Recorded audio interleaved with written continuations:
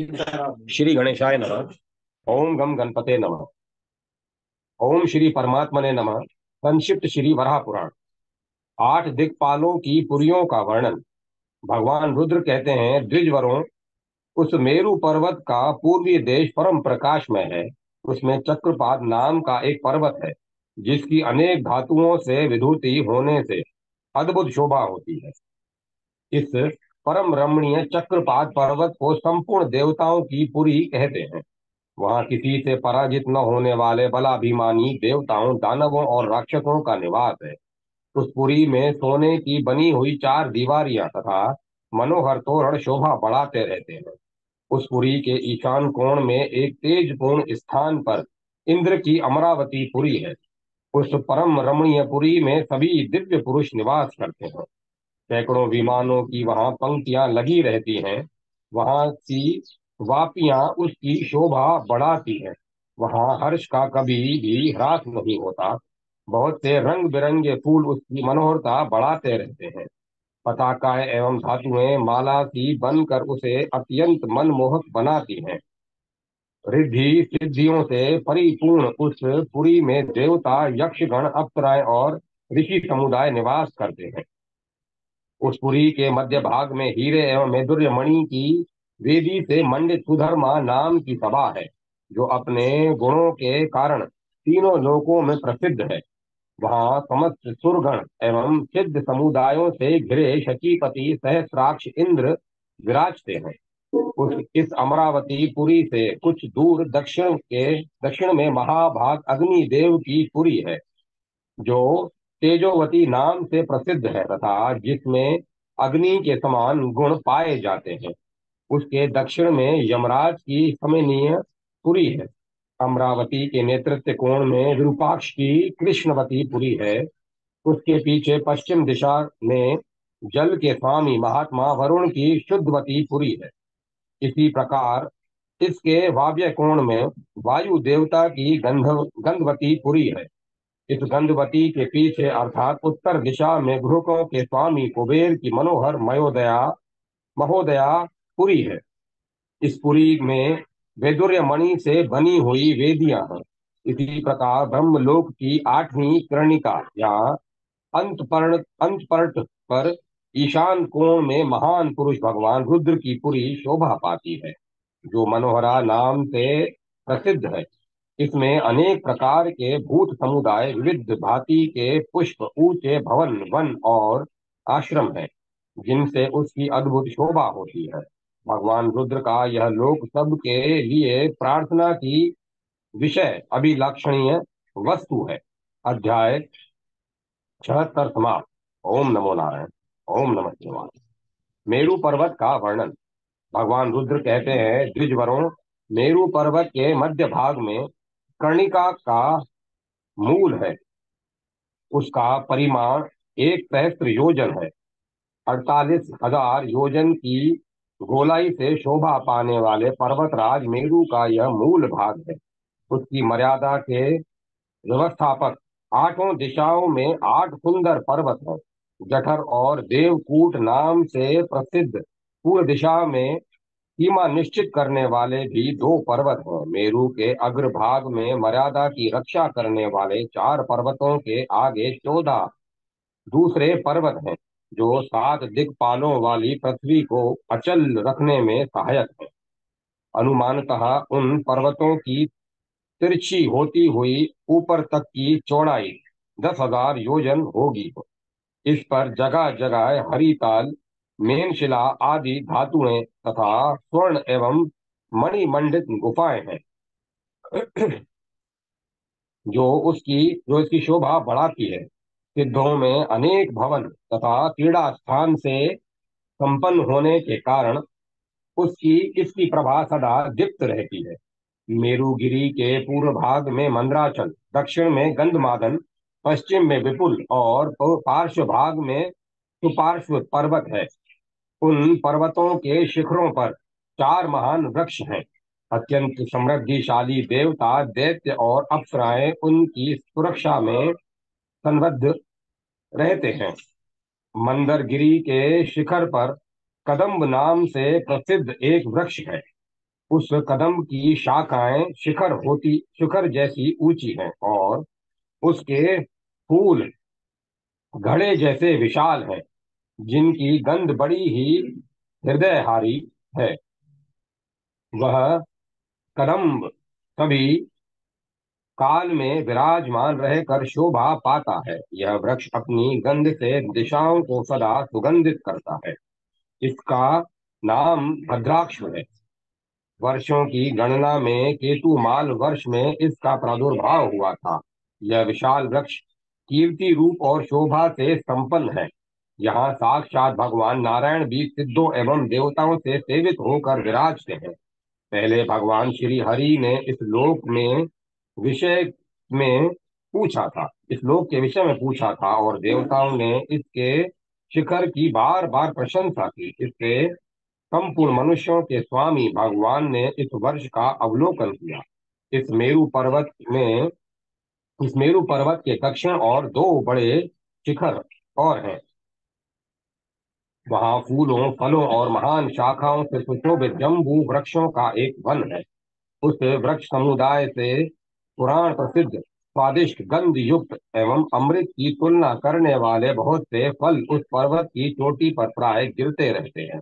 इन फलों के रस से उत्पन्न उस महान श्रेष्ठ पर्वत से एक विस्तृत नदी बहती है, जिससे अग्नि के समान चमकीले जाम्बू नद नामक स्वर्ण बन जाता है।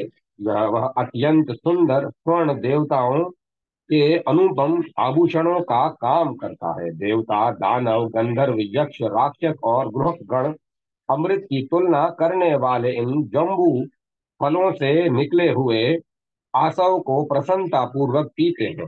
इसीलिए दक्षिण के वर्षों में उस वर्ष की जम्बू लोक संज्ञा से प्रसिद्धि है। मानव समाज इसे ही जम्बू द्वीप भी कहते हैं। इस मेरु पर्वत के दक्षिण में बहुत दूर तक फैला हुआ एक विशाल पीपल का वृक्ष है। उस वृक्ष की ऊंचाई अत्यंत ऊपर तक फैली हुई है तथा उसकी बड़ी बड़ी शाखाएं हैं। वह अनेक प्राणियों तथा श्रेष्ठ गुणों का आश्रय है, जिसका नाम केतुमाल है। अब इस वृक्ष की विशेषता का वर्णन करता हूँ, सुनो। क्षीर समुद्र के मंथन के समय इंद्र ने इस वृक्ष को चैत्य मानकर इसकी शाखाओं को माला के रूप में अपने गले में धारण कर दिया। तभी से यह वृक्ष केतुमाल नाम से विख्यात हो गया और इस वर्ष की भी केतुमाल नाम से प्रसिद्धि हुई। कुपार्श्व नामक पर्वत के उत्तर श्रृंग पर एक महान वट वृक्ष है। इस वृक्ष की शाखाएं बड़ी विशाल हैं, जिनका विस्तार 3 योजन तक है। यह वृक्ष केतुमाल और इलाव्रत वर्षों की सीमा पर है। इसके चारों ओर भांति भांति की लंबी शाखाएं अलंकार के रूप में विराजमान है तथा यह सिद्ध गणों से सदा सुसेवित रहता है। ब्रह्मा जी के मानस पुत्र वहां प्राय आते तथा उन इसकी प्रशंसा करते हैं। वहां 7 कुरु महात्मा निवास करते हैं, जिनके नाम यह कुरु वर्ष प्रसिद्ध है। कुरु वर्ष के स्वामी वे सातों महात्मा पुरुष भी स्वर्ग एवं वरुणादि देवलोकों में प्रसिद्ध है। अध्याय 77 समाप्त। ओम नमः शिवाय। ओम नमः। मंदर आदि पर्वतों का वर्णन। भगवान रुद्र कहते हैं, द्विजवरों, अब उन पर्वतों के पृष्ठ भाग में स्थित अत्यंत रम्य 4 पर्वतों का वर्णन करता हूँ। पक्षी अपने कलरव से उनके श्रृंगों की शोभा बढ़ाते रहते हैं। ये पर्वत देवताओं एवं देवांगनाओं के साथ साथ विहार करने के लिए मानो क्रीड़ा स्थल है। शीतल तथा मंद गति से प्रवाहित तथा सुगंध पूर्ण पवन से युक्त उन शिखरों की किन्नर गण सदा सेवा करते हैं। इससे उनकी रमणीयता और बढ़ जाती है। इन चारों पर्वतों के पूर्व में चेत्ररथ वन और दक्षिण में गंधमादन पर्वत स्थित है। इन पर्वतों पर स्वादिष्ट जल से परिपूर्ण कई सरोवर भी हैं, जिनका पर्वत के सभी भागों से संबंध है। यह वह रमणीय स्थान है जहाँ देव समुदाय अपनी रमणियों के सहित अनेक दुर्गम वन प्रांतों को लांग कर आता और बड़े हर्ष का अनुभव करता है। परम पवित्र जल तथा रत्नों से परिपूर्ण बहुत से सरोवर, झील एवं जलाशय वहां की शोभा बढ़ाते हैं। खिले हुए नील, स्वच्छ एवं लाल कमलों से इन जलाशयों की सुंदरता सीमा पार कर जाती है। ये सभी पर्वत विविध प्रकार के दिव्य गुणों से संपन्न है। इनके पूर्व में वर्णोदर वर्णोदर, दक्षिण में मानसोद, पश्चिम में असीतोद और उत्तर में महाभद्र नामक सरोवर है। श्वेत, कृष्ण और पीले रंग के कमलों से इन सरोवरों की अनुपम शोभा होती है। अरुणोदय सरोवर के पूर्वी भाग में जो पर्वत प्रसिद्ध हैं उनके नाम बतलाता हूँ, सुनो। वे हैं विकर्ण, मणिश्रृंग, सुपात्र, महोपल, महानील, कुंभ, सुविंदु, मदन, वेणुनद, सुमेधा, विशद और देव पर्वत। वे सभी पर्वत अपने समुदाय के सर्वोत्कृष्ट एवं पवित्र भी हैं। अब मानसरोवर के दक्षिण भाग में जो महान पर्वत बताए गए हैं उनके नाम बतलाता हूँ, सुनो। तीन चोटियों वाला त्रिशिखर, गिरि श्रेष्ठ शिखर शिशिर, कपि, शताक्ष, तुरग, सानुमान, ताम्र, विष, श्वेतोदन, कमूल, सरल, रत्न केतु, एक मूल, महाश्रृंग, यजमूल, शावक, पंचशेल और कैलाश, ये प्रधान और रमणीय पर्वत मानसरोवर के पश्चिम भाग में है। विप्रों, महाभद्र सरोवर के उत्तर में जो पर्वत विद्यमान है, अब उनके नाम बतला कहता हूँ, सुनो। हंसकूट, महान पर्वत वृक्ष हंस, कपिलंजल, गिरिराज, इंद्रशैल, सानुमान, नील, कनक श्रृंग, शतश्रृंग, पुष्कर, महान एवं सर्वोत्कृष्ट विराज तथा पर्वतराज भारुचि, वे सभी पर्वत उत्तर गिरि कहे गए हैं। उनके उत्तरीय भाग में कुछ ग्राम, नगर तथा जलाशय हैं। अध्याय 78 समाप्त। ओम नमो नारायण। मेरु पर्वत के जलाशय। भगवान रुद्र कहते हैं, द्विजवरों, सीमांत और कुमुद पर्वतों के बीच की के अधिक्या में अनेक पक्षी निवास करते हैं तथा वह विविध भांति के प्राणियों द्वारा सेवित है। उसकी लंबाई 300 योजन और चौड़ाई 100 योजन है। उसमें एक स्वादिष्ट तथा स्वच्छ जल वाला श्रेष्ठ जलाशय है, जिसकी विशाल सुगंधित कमल पुष्प निरंतर शोभा बढ़ाते रहते हैं। इन विशाल आकृति वाले कमलों में एक एक लाख पत्ते हैं। वह जलाशय देवताओं, दानवों, गंधर्वों और महान सर्पों से कभी रिक्त नहीं रहता। इस उस दिव्य एवं पवित्र जलाशय का नाम क्षीर श्री सरोवर है। संपूर्ण प्राणियों को शरण देने में कुशल उस सरोवर में सदा स्वच्छ जल भरा रहता है। उसके अंतर्गत कमल वन के बीच एक बहुत बड़ा कमल है, जिसमें 1 करोड़ पत्ते हैं। वह कमल मध्याह्न कालीन सूर्य की भांति सदा प्रफुल्लित एवं प्रकाशमान रहता है। उसके सदा खिले रहने से मंडल की मनोहरता और अधिक बढ़ जाती है। सुंदर केसर के खजाने की तुलना करने वाले उस कमल पर मत वाले भ्रमर निरंतर गूंजते रहते हैं। इस कमल के मध्य भाग में साक्षात भगवती लक्ष्मी का निवास है। इन देवी ने अपने आवास के लिए ही उस कमल को अपना मंदिर बना रखा है। इस सरोवर के तट पर सिद्ध पुरुषों के भी आश्रम हैं। विप्रवरों, उसके पावन तट पर एक बहुत बड़ा मनोहर बिल्व का भी वृक्ष है। उस पर फूल और फल सदा लदे रहते हैं। वह 100 योजन चौड़ा और 200 योजन लंबा है। उसके चारों ओर अन्य अनेक वृक्ष भी हैं, जिनकी ऊंचाई आधा कोस है। 1000 शाखाओं और कंदों से युक्त वह वृक्ष फलों से सदा परिपूर्ण रहता है। वे फल चमकीले हरे और पीले रंग के हैं और उनका स्वाद अमृत के समान है। अनेक उत्कट गंध निकलती उनसे उत्कट गंध निकलती रहती है। वे विशाल आकार के फल जब पक कर गिरते हैं तो जमीन पर तितर बितर हो जाते हैं उस वन का नाम श्री वन या लक्ष्मी वन है, जो सभी लोकों में विख्यात है। उसके आठों दिशाओं में देवता निवास करते हैं। ऐसे उस कल्याणप्रद बिलीव वृक्ष के पास उसके फलों को खाने वाले पुण्यकर्मा मुनि सुरक्षा करने में सदा उदत रहते हैं। उसके नीचे लक्ष्मी जी सदा विराजती हैं और सिद्ध समुदाय उसकी सेवा में सदा संलग्न रहता है। विप्रवरों, वहाँ मणिशैल नाम का एक महान पर्वत है, जिस उसके भीतर भी एक स्वच्छ कमल का वन है। उस वन की लंबाई 200 योजन और चौड़ाई 100 योजन की है। सिद्ध और चारण वहां रहकर उसकी सेवा करते हैं। उन फूलों को भगवती लक्ष्मी धारण करती है, अतः वे ये सदा प्रफुल्लित एवं प्रकाशमान प्रतीत होते हैं। उसके चारों ओर आधे कोस तक अनेक पर्वत शिखर फैले हुए हैं।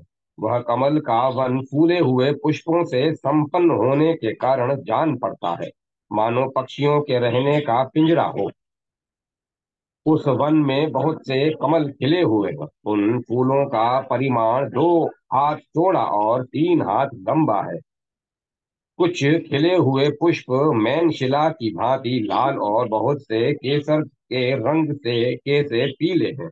वे तीव्र सुगंधों द्वारा देवताओं के मन को मुग्ध कर देते हैं। मतवाले भौरों की गुनगुनाहट से संपूर्ण वन की शोभा विचित्र होती है। देवताओं, दानवों, गंधर्वों, यक्षों, राक्षसों, किन्नरों, अप्सराओं और महोरगों से सेवित उस वन में प्रजापति भगवान कश्यप जी का एक अत्यंत दिव्य आश्रम है। द्विजवरों, महानील और कुकभ नामक पर्वत के मध्य भाग में भी एक बहुत बड़ा वन है। उसमें सिद्धों और साधुओं का समुदाय सदा निवास करता है। अनेक सिद्धों के आश्रम वहां सुशोभित हैं। महानील और कुकुब नामक पर्वत के मध्य में सुखा नामक एक नाम की एक नदी है, और उसी के तट पर वह महान वन है, जो 50 योजन लंबा तथा 30 योजन चौड़ा है। यह वन का इस वन का नाम ताल वन है। वन की छवि बढ़ाने वाले वृक्ष दृढ़ बड़े बड़े फलों से युक्त तथा मीठी गंधों से व्याप्त है, जिनसे वह पर्वत परिपूर्ण है। सिद्ध लोग उसकी सेवा करते हैं। वहीं ऐरावत हाथी की आकृति वाली एक पर्वतीय भूमि है, जो इरावान, रुद्र पर्वत एवं देवशील पर्वतों के मध्य भाग में स्थित है। 1000 योजन लंबी और 100 योजन चौड़ी है। वह यहाँ बस केवल एक ही विशाल शिला है, जिस पर एक भी वृक्ष अथवा लता नहीं है। विप्रवरों, इस शिला का चतुर्थांश भाग जल में डूबा रहता है। इस प्रकार उपत्यकाओं तथा पर्वतों का वर्णन किया गया, जो मेरु पर्वत के आसपास में यथास्थान शोभा पाते हैं। अध्याय 79 समाप्त। ओम नमो नारायण। मेरु पर्वत की नदियां। भगवान रुद्र कहते हैं, मेरु पर्वत के दक्षिण दिशा में बहुत से पहाड़ एवं नदियां हैं। यह सिद्धों की आवास भूमि है। शिशिर और पतंग नामक पर्वत के मध्य भाग में एक स्वच्छ भूमि है। वहां दिव्य एवं मुक्त स्त्रियां रहती हैं, और वहां के वृक्ष भी दलित पत्र हो गए हैं। वहीं इशुशेप नामक शिखर है, जिसकी वृक्ष शोभा बढ़ाते हैं। उस शिखर पर बहुत सुंदर गुलर के वृक्षों का एक वन है, जिसकी पक्षी समुदाय सदा सेवा करता है। उस वन के वृक्ष पर जब फल लगते हैं, तो वे ऐसे सुशोभित होते हैं, मानो महान कछुए हों। सिद्धादि 8 प्रकार की देव योनियां उस वन में सदा निवास करती हैं और उस वन की रक्षा करती हैं। उस स्थान पर स्वच्छ एवं स्वादिष्ट जल वाली अनेक नदियां प्रवाहित होती हैं। जहाँ करदम प्रजापति का आश्रम है, वह 100 योजन परिमाण के एक वृत्ताकार वन से घिरा है। वहीं ताम्रभाव ताम्राभ और पतंग पर्वत के मध्य भाग में एक महान सरोवर है जो 200 योजन लंबा और 100 योजन चौड़ा है। उसके चारों ओर प्रातःकालीन सूर्य के तुल्य हजारों पत्तों से परिपूर्ण कमल उस सरोवर की शोभा बढ़ाते हैं। वहां अनेक सिद्ध और गंधर्वों का निवास है। उसके बीच में एक महान शिखर है जिसकी लंबाई 300 योजन और चौड़ाई 100 योजन है। अनेक धातु और रत्न उसको सुशोभित करते रहते हैं। उसके ऊपर एक बहुत लंबी चौड़ी सड़क है जिसके अगल बगल में रत्नों से बनी हुई 4 दीवारियां हैं। उस सड़क के पास ही पुलोम विद्याधर का पुर है जिसके परिवार के व्यक्तियों की संख्या 1 लाख है। इसी प्रकार विशाख और श्वेत नामक पर्वतों के मध्य भाग में भी एक नदी है जिसके पूर्वी तट पर एक बड़ा विशाल आम्र का वृक्ष है। उस वृक्ष को सोने के समान चमकने वाले उत्तम गंधों से युक्त तथा महान घड़े की आकृति वाले असंख्य फल और सब ओर से मनोहर बना रहे असंख्य फल सब ओर से मनोहर बना रहे हैं। वहाँ देवताओं और गंधर्वों का निवास है। वहाँ सुमुल और वसुधार ये 2 प्रसिद्ध पर्वत हैं। उनके बीच में 300 योजन चौड़ी और 5 योजन लंबी रिक्त भूमि है। वहाँ एक बिलीव का वृक्ष है। इससे भी बड़े घड़े की आकृति वाले असंख्य फल गिरते रहते हैं। उन फूलों के रस से उस भूमि की मिट्टी गीली हो जाती है और बिलीव फल खाने वाले बुरक लोग उस स्थल की रक्षा करते हैं। इस प्रकार वसुधार और रत्नधार पर्वतों के मध्य भाग में एक किंचुक अर्थात पलाश का दिव्य वन है। वह वन 100 योजन चौड़ा और 300 योजन लंबा है।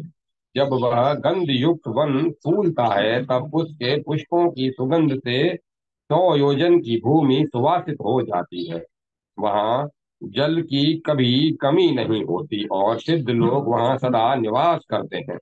वहाँ भगवान सूर्य का एक विशाल मंदिर है। प्रजाओं की रक्षा करने वाले तथा जगत के जनक भगवान सूर्य वहाँ प्रति मास अवतरित होते हैं।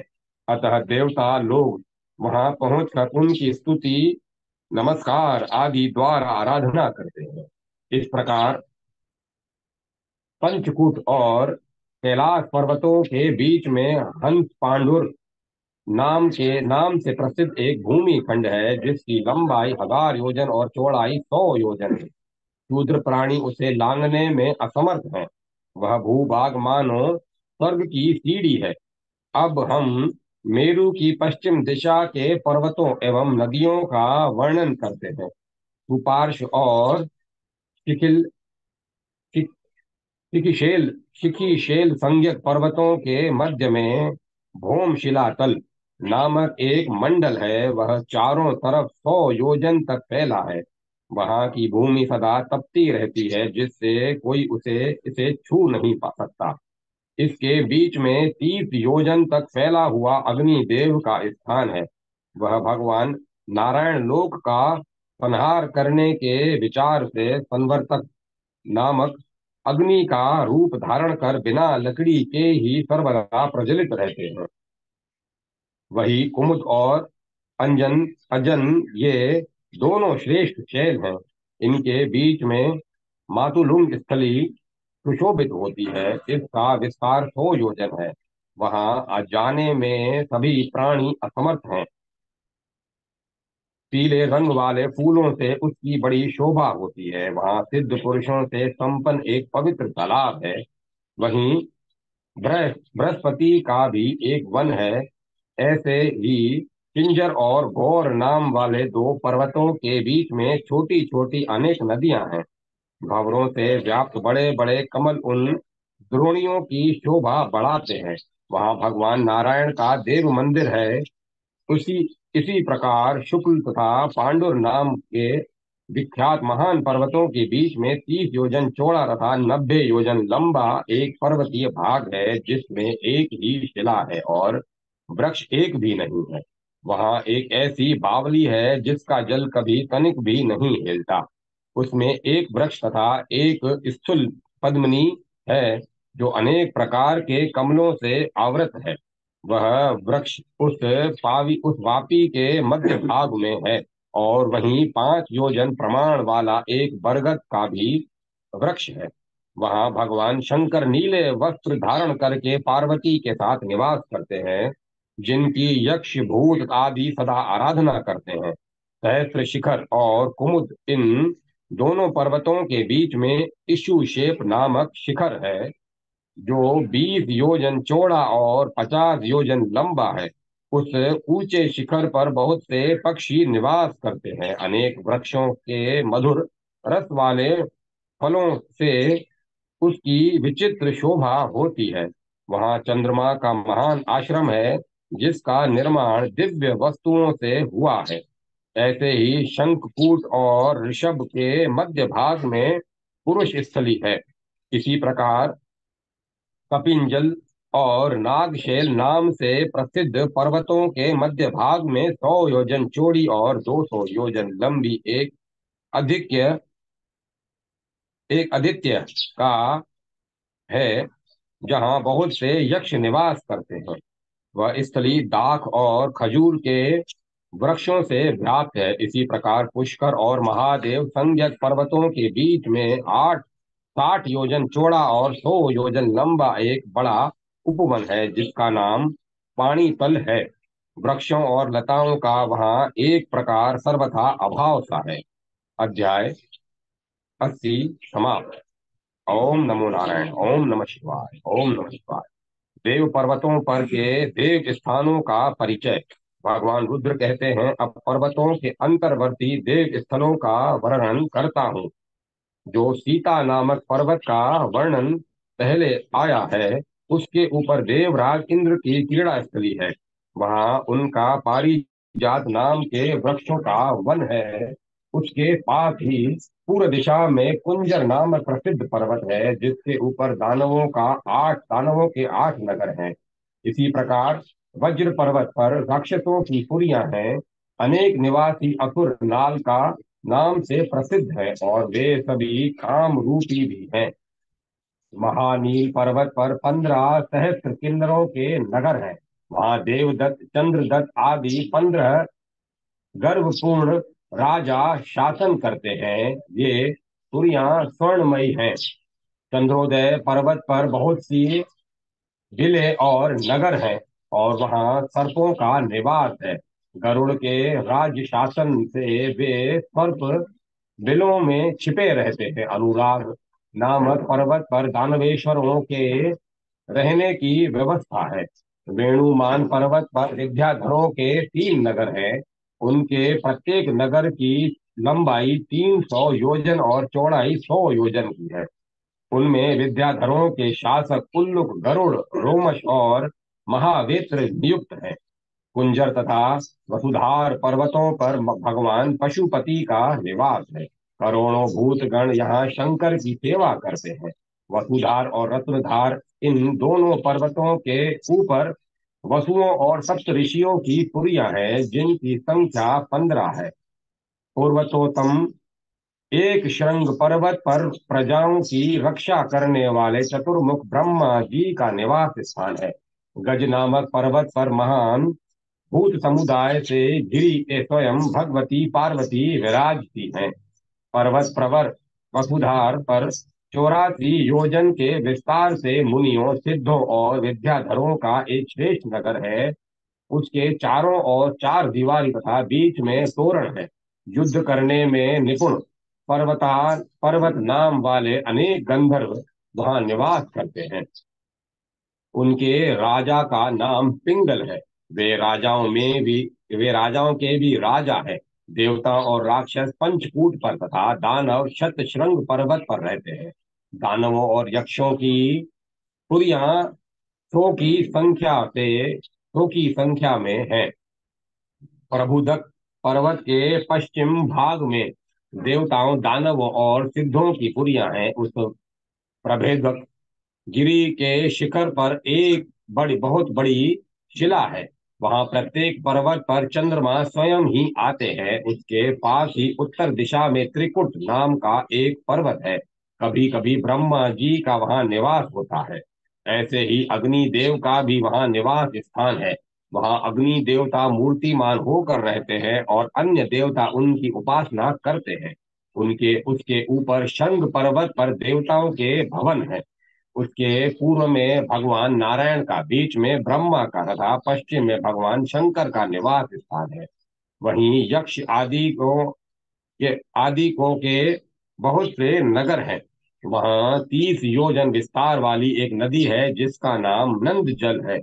उसके उत्तर तट पर जातोच्छच नामक एक ऊंचा पर्वत है। वहां सर्पों का राजा, जो नंद नाम से प्रसिद्ध है, निवास करता है। उसके 100 भयंकर फन है। इस प्रकार इन 8 दिव्य पर्वतों को जानना चाहिए। सोना, चांदी, रत्न, वैदुर्य और मेनशील आदि रंग से क्रमशः वे पर्वत वर्ण धारण करते हैं। यह पृथ्वी लाख कोटि अर्थात अगणित पर्वतों से पूर्ण है। उन पर सिद्ध और विद्याधरों के अनेक आलय हैं। इसी प्रकार मेरु पर्वत के पार्श्व भाग में केसर, वलय, आल, बाल और सिद्ध लोक आदि हैं। यह पृथ्वी कमल की आकृति में सुव्यवस्थित हुई है। सामान्य रूप से सभी पुराणों में इसी क्रम का प्रतिपादन होता है। अध्याय 81 समाप्त। ओम नमो नारायण। ओम नमः शिवाय। नदियों का अवतरण। भगवान रुद्र कहते हैं, अब आप लोग नदियों का अवतरण सुने। जिसे आकाश समुद्र कहते हैं, उसी से आकाश गंगा का प्रादुर्भाव हुआ है। यह आकाश समुद्र प्राय निरंतर इंद्र के ऐरावत हाथी द्वारा स्नान आदि करने से सुशोभित एवं बाधित होता रहता है। फिर वह आकाश गंगा 84,000 योजन ऊपर से मेरु पर्वत पर गिरती है। वहां से मेरु कूट की उप, उपत्यकाओं के बीच में बहती हुई वह 4 भागों में विभक्त हो जाती है। आश्रयहीन होने के कारण 64,000 योजन दूर से गिरती हुई वह नीचे उतरती है। वहीं नदी भूभाग पर पहुंचकर सीता, अलकनंदा, चक्षु और भद्रा आदि नामों से विख्यात होती है। इन नदियों के बीच में 81,000 पर्वतों को लांघती हुई गौ अर्थात पृथ्वी पर गमन करने के कारण इसे ही जनता गामगता गंगा कहती है। अब गंधमादन के पार्श्व भाग में स्थित अमर गणिका का वर्णन करता हूँ। वह 400 योजन चौड़ी और 30 योजन लंबी है। उसके तट पर केतुमाल नाम से प्रसिद्ध अनेक जनपद है। वहां के निवासी पुरुष काले वर्ण वाले एवं अत्यंत पराक्रमी हैं। वहां की स्त्रियां कमल के समान नेत्रों वाली परम सुंदर होती हैं। वहां कटहल के वृक्ष विशेषतया बड़े बड़े होते हैं। ब्रह्मा जी के पुत्र ईशान शिव की वहां के शासक हैं। शिव ही वहां के शासक हैं। उसका जल पीने से प्राणियों के पास बुढ़ापा और रोग नहीं आ सकते तथा वे मनुष्य 1000 वर्षों की आयु से संपन्न और हुष्ट पुष्ट रहते हैं। मलयवान पर्वत के पूर्वी शिखर से पूर्व गंडिका का प्रादुर्भाव हुआ है। उसकी लंबाई चौड़ाई 1000 योजन है। वहां पर भद्राक्ष नाम से प्रसिद्ध अनेक जनपद हैं। वहां भद्र रसाल नाम का एक वन है। कलाम्र नामक वृक्षों की संख्या तो अनगिनत है। वहां के पुरुष श्वेत वर्ण के और स्त्रियां कमल अथवा कुंद वर्ण की होती हैं। उन सब की आयु 10,000 वर्ष की है। वहां 5 कुल पर्वत हैं। वे पर्वत शैल वर्ण, मालाख्य, कौरजस्क, त्रिपर्ण और नील नाम से विख्यात है। वहां से झील, झरनों एवं सरोवरों के तटवर्ती जनपदों के नाम भी प्राय वैसे ही हैं।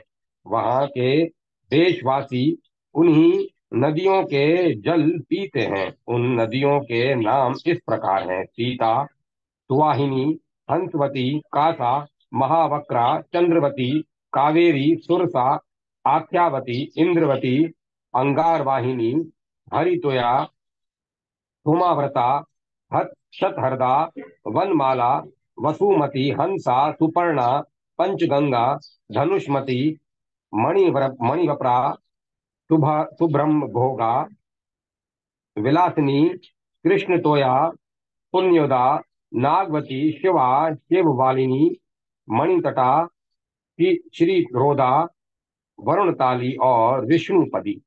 जो इन पुण्यमयी नदियों का जल पीते हैं उनकी आयु 10,000 वर्ष की हो जाती है। वहां के निवासी सभी स्त्री पुरुष भगवान रुद्र और उमा के भक्त हैं। अध्याय 82 समाप्त। ओम नमः शिवाय, ओम नमः शिवाय, ओम नमः शिवाय। नेशद एवं रम्य वर्षों के कुल पर्वत, जनपद और नदियां। भगवान रुद्र कहते हैं, मैंने आप लोगों से भद्राश्व वर्ष का संक्षेप में और केतुमाल वर्ष का कुछ विस्तार पूर्वक वर्णन किया है। अब निषद वर्ष के पर्वतराज नेषेद के पश्चिम में रहने वाले कुल पर्वतों, जनपदों और नदियों का वर्णन करता हूँ। वैशाख, कंबल, जयंत, कृष्ण, हरित, अशोक और वर्धमान, ये तो वहां के 7 कुल पर्वत हैं। इन पर्वतों के बीच छोटे छोटे पर्वतों एवं शिखरों की संख्या अनंत है। वहां के नगर, जनपद आदि भी इन पर्वतों के नामों से ही प्रसिद्ध हैं। ये पर्वत हैं शोर, ग्रमांत, सातप, क्रतु, पुराश्रवण, कंबल, महोय, कुटवास, मूल तप, क्रोंच, कृष्णांग, मणिपंकज, चूर्णमल, सोमई, समुद्रांतक, कुर कुरकुंज, स्वर्णतट, कोह, श्वेतांग, कृष्णपाद, विद, कपिल, कर्णिक, महेश, कुब्ज, कर्नाट, महोत्कट, शुकनाक, सगज, भूम, कुकुरंजन, महानाह, किकी सर्पण, भौमक, चौरक, धूम जन्मा, अंगराज, जीवलोकित, वासांसहांग, मधुरे, शुके, चके, श्रवण, मतकाशिक, गोदावाह, कुल पंजाब, वज्र और मोदशालक। इन पर्वतीय जनपदों में निवास करने वाली प्रजा जिन पर्वतीय नदियों का ही जल पीती है वे नदियां हैं रत्नाक्ष, महाकदम्बा, मानसी, श्यामा, सुमेधा, बहुला, विवरणा, पुंगा, माला, दर्भवती, भद्र नदी, शुक नदी, पल्लवा, भीमा, प्रभंजा, काम्बा, कुशावती, दक्षा, काशवती, तुंगा, पुण्योदा, चंद्रावती, तुमलावती, कुकुम पद्मनी, विशाला, करंटका, विप्री, महामाया, महिषी, मानीषी और चंडा। ये तो प्रधान नदियां हैं। छोटी छोटी दूसरी भी हजारों की संख्या में है। भगवान रुद्र कहते हैं, विप्रों, अब उत्तर और दक्षिण के वर्षों वर्षों में जो जो पर्वतवासी कहे जाते हैं उनका मैं क्रम से वर्णन करता हूँ। आप लोग सावधान होकर सुने। मेरु के दक्षिण और श्वेतगिरी से उत्तर सोमरस की लताओं से परिपूर्ण रम्यक वर्ष हैं। इस सोम के प्रभाव से वहां के उत्पन्न हुए मनुष्य प्रधान बुद्धि वाले निर्मल और बुढ़ापा एवं दुर्गति के वशीभूत नहीं होते। वहां एक बहुत बड़ा वट का भी वृक्ष है जिसका रंग प्राय लाल कहा गया है। इसके फल का रस पीने वाले मनुष्यों की आयु प्राय 10,000 वर्षों की होती है और वे देवताओं के समान सुंदर होते हैं। श्वेतगिरी के उत्तर और त्रिशृंग पर्वत के दक्षिण में हरण्य नामक वर्ष है। वहां एक नदी है जिसे हिरण्यवती कहते हैं।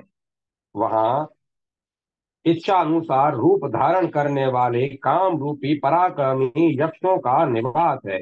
वहां के लोगों की आयु प्राय 11,000 वर्षों की होती है पर वहां कुछ लोग 1,500 वर्षों तक ही जीवित रहते हैं। उस देश में बड़हर और कटहल के वृक्षों की बहुतायत है। उनके फूलों का भक्षण करने से ही वहां के निवासी इतने दिनों तक जीवित रहते हैं।